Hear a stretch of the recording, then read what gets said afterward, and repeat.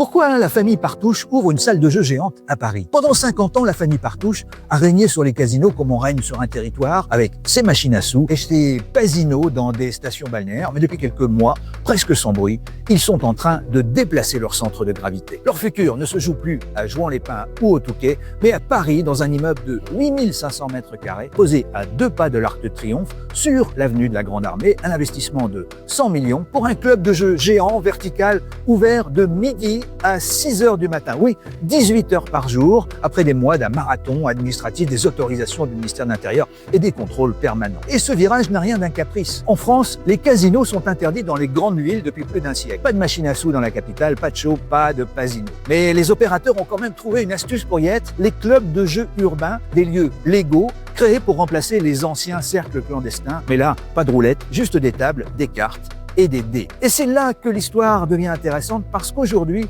Partouche n'a qu'un seul club parisien, un seul, pas de deuxième adresse en préparation, pas de plan secret pour en ouvrir d'autres dans la capitale ou ailleurs. Mais alors pourquoi le groupe fait-il ça? Tout simplement pour être prêt pour le vrai basculement, pour le moment où Paris va enfin autoriser la roulette. Et la roulette, c'est le Graal. Ça pèse la moitié du chiffre d'affaires des casinos et c'est le jeu préféré des touristes, celui qui va transformer les clubs en pompe à fric. Et ce feu vert, tout le monde le murmure, pourrait tomber d'ici la fin 2026. Oui, cette année. Et le jour où la roulette entrera dans Paris, les clubs deviendront rentables, attractifs, internationaux. Et Partouche sera prêt à empocher la mise.